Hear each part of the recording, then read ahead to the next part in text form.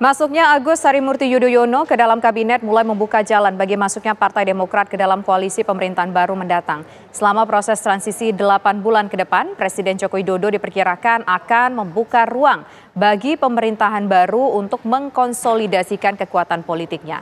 Lantas, apakah reshuffle kabinet masih akan tetap berlanjut?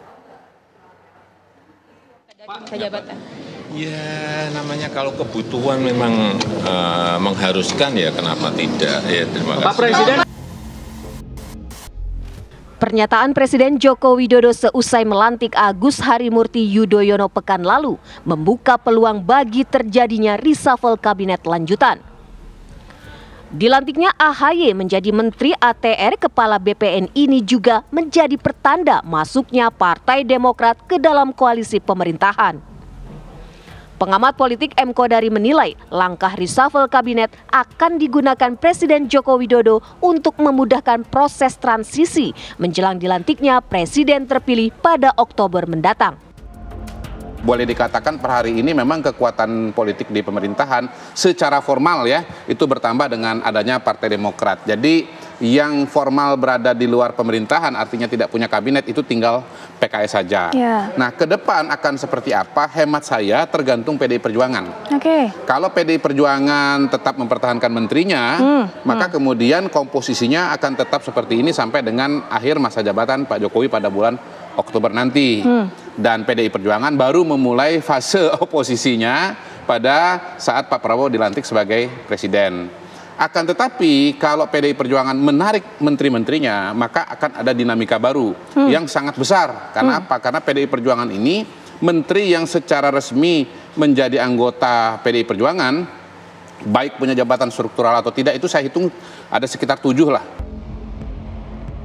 Meski berbeda pilihan dalam Pilpres 2024 lalu, beberapa partai politik pendukung pemerintah saat ini kembali menegaskan dukungannya terhadap Presiden Joko Widodo.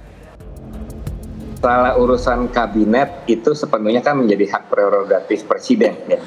Tentu berkonsultasi lah, berkomunikasi dengan para partai koalisi. Tetapi yang saya pahami sampai detik ini adalah koalisi pemerintahan yang ada sekarang itu kan belum menyatakan berubah komitmennya bahwa seluruh koalisi masih komitmen untuk mengawal pemerintahan yang ada saat ini sampai berakhir dengan baik.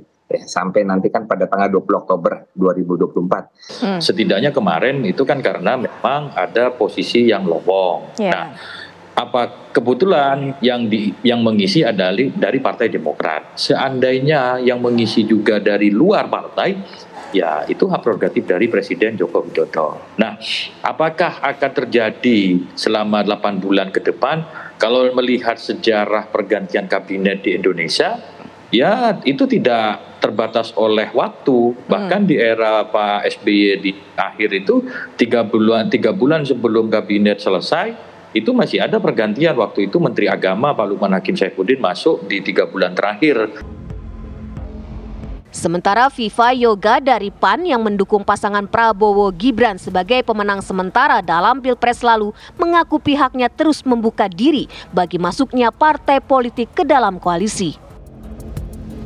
Kalau kemudian nanti setelah ditetapkan secara resmi Pak Prabowo Gibran terpilih jadi presiden dan wakil presiden, persoalan kabinet ya kami tidak ikut campur, itu adalah kewenangan dari Pak Prabowo dan Mas Gibran. Idealnya bahwa di dalam membuat model kepemimpinan yang legitimit, yang stabil, harus ada tertib proses komunikasi dan politik di DPR. Ya sebaiknya di DPR itu mayoritas dalam rangka untuk menjaga stabilisasi dan menjaga keseimbangan politik.